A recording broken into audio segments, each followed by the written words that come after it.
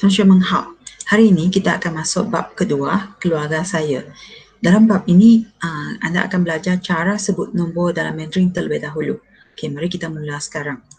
Kalau kita nak belajar cara sebut nombor dalam Mandarin, kita perlu tahu cara sebut nombor basic ini dalam Mandarin.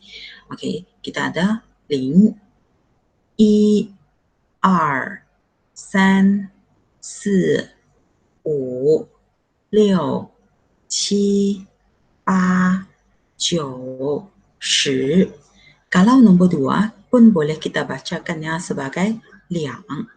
Okey, unit nombor yang ada di sini 10, ratus, ribu, puluh ribu pun ada namanya dalam Mandarin. Okey, mari kita mula dengan sa. Kalau sa kita akan bacakannya sebagai ke, puluh, shi, ratus, bai, ribu, cian, puluh ribu, wan. Okey, mari kita teruskan. Tadi sudah kamu tahu bagaimana cara sebut nombor 1 sampai nombor 10 termasuk nombor kosong. Okey, mari kita mula dengan nombor 11. Kalau nombor 11, dia sebenarnya adalah nombor 10 campur dengan 1. Jadi akan kita bacakannya sebagai shi, i. Kalau 12, nombor 10 campur 2. Kita akan bacakannya sebagai shi, ar. Kalau 13, nombor 10 campur 3. Jadi akan kita baca sebagai 13 dan seterusnya 14, 15, 16, 17, 18, 19. Okey, sampai nombor 19. Kalau 20 kita akan bacakannya sebagai 20 dalam Mandarin. Kalau 21, dia adalah 20 campur 1. Jadi kita akan bacakannya sebagai 21. Kalau 22 adalah 20 campur dengan nombor 2. Jadi kita akan bacakan 22 dalam Mandarin sebagai 22.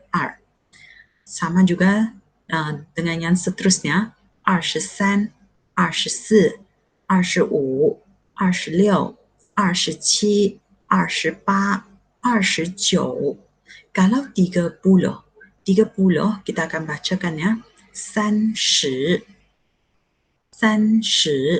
Kalau 31, sama juga kita akan buat sama seperti tadi. Kita ada 30 campur 1. Jadi kita akan baca 31 sebagai 31.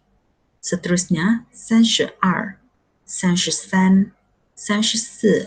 34, 35, 36, 37, 38, 39. Okey, kalau 40 kita ada 40. Okey, kalau 50 kita kata 50 dalam bahasa Mandarin. Okey, mari kita tengok yang seterusnya. Kalau 51 adalah 50 campur 1. Jadi kita akan bacakannya sebagai 51. 51. Okey, seterusnya 52, 53, 54, 55, 56,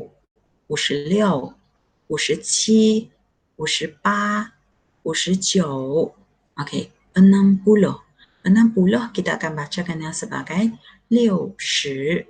Okey, seterusnya kalau 61, dia adalah 60 campur dengan 1. Jadi kita akan bacakannya 61. Seterusnya 62, 63, 64, 65, 66, 67, 68, 69. Okey, kalau 70 kita akan bacakannya sebagai 70. 70. Okey, kita teruskan dengan 80.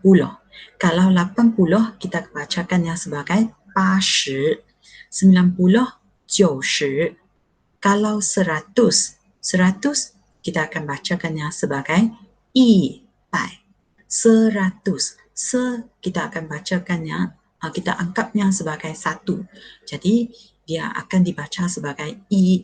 Kalau ratus, tadi sudah saya tunjukkan nombor unit dalam Mandarin. Kalau ratus kita akan bacakannya sebagai bai.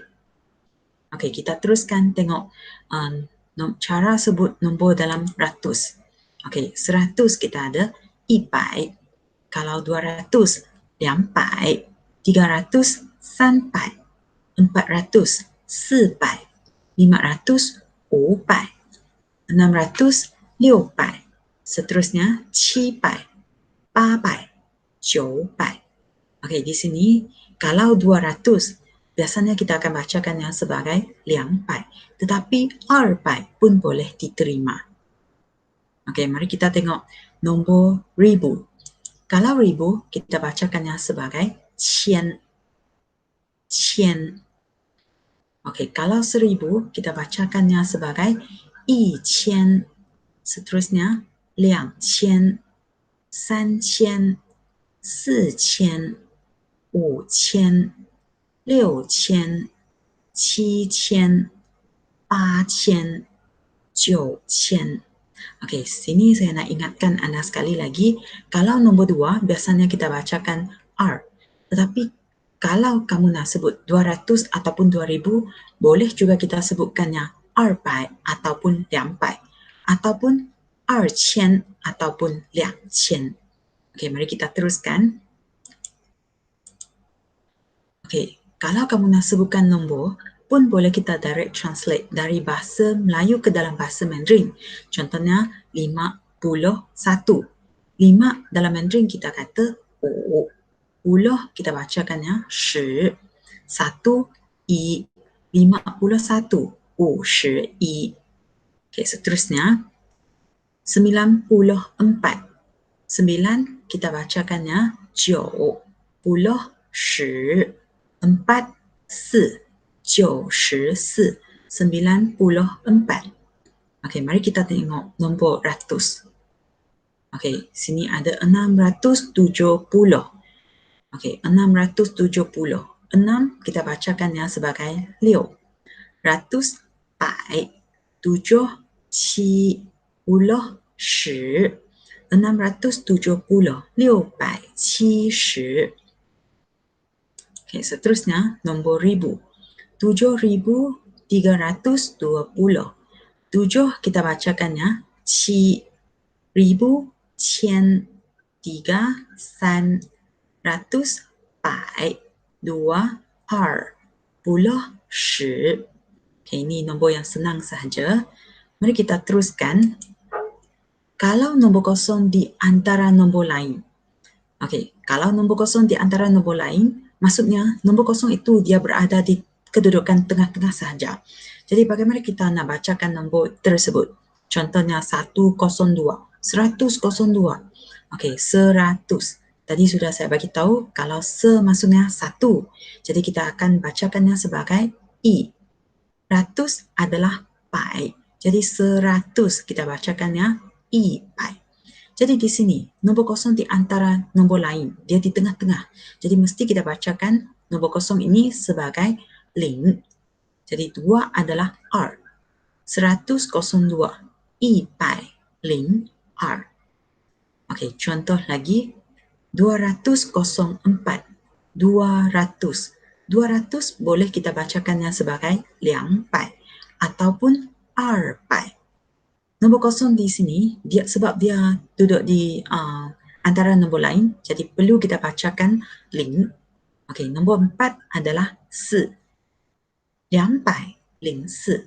Ataupun kita pun boleh bacakannya sebagai 204. Okey, bagaimana dengan nombor yang ada 2 kosong di antara nombor lain? Ada 2 nombor kosong di tengah-tengah. Kalau nombor kosong di tengah-tengah ada 2, kita baca sekali sahaja. Contohnya 5003 ini 5003. Kita bacakan 5003. 5003.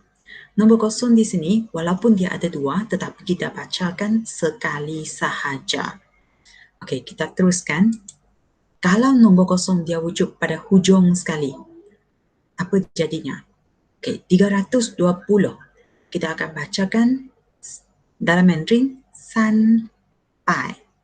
20. Sebab di sini nombor kosong dia wujud pada hujung sekali. Tidak perlu kita sebutkannya. Sama seperti dalam bahasa Melayu, kita tidak akan bacakannya sebagai 320 kosong. kan? Okey, kita teruskan dengan 4050. Okey, 4050. Maksudnya ada nombor kosong di tengah-tengah, ada nombor kosong pada hujung sekali. Okey, kalau nombor kosong di tengah-tengah, perlu kita tuliskannya. Tetapi kalau nombor kosong wujud pada hujung sekali, kita abaikan saja. Contohnya 4050. 4050. Okey, kita teruskan. Sekiranya, okey, sini ada if, sekiranya 510. Ada nampak tak nombor 1 di tengah-tengah sini? Nombor 1 di antara nombor lain kan? Okey, jadi nombor 1 ini perlu kita bacakannya, iaitu kita akan baca sebagai I. Contohnya 510. Kita bacakan 510. Okey, sini nombor 1 kita bacakannya sebab dia di tengah-tengah. Kalau nombor kosong di hujung sekali, kita abaikan saja. Okey, 612. 612. Nombor 1 ini pun duduk di tengah-tengah. Jadi kita bacakan nombor 1 ini. Bagaimana kita bacakan 612? Kita bacakannya 612. 612. Nombor 1 kita bacakannya. Okey. Lagi 8014. 8014. 8 kita bacakan 8100. 1 sebab walaupun sini 14 tetapi tadi sudah saya bagi tahu kalau nombor 1 di tengah-tengah kita akan bacakan nombor 1 tersebut iaitu I 10 10 4 4 8014. 8014. Okey. Sebenarnya cara sebut nombor dia ada bagaimana kata, ada peraturannya sendiri. Contohnya, kalau kamu nak sebutkan nombor telefon ataupun nombor rumah, nombor pasport, nombor kereta ataupun nombor student ID ataupun IC anda, kamu perlu bacakan yang satu persatu seperti yang tunjukkan dalam contoh sini. Ini nombor telefon seseorang. Okey, jadi kita akan bacakannya 011384549662.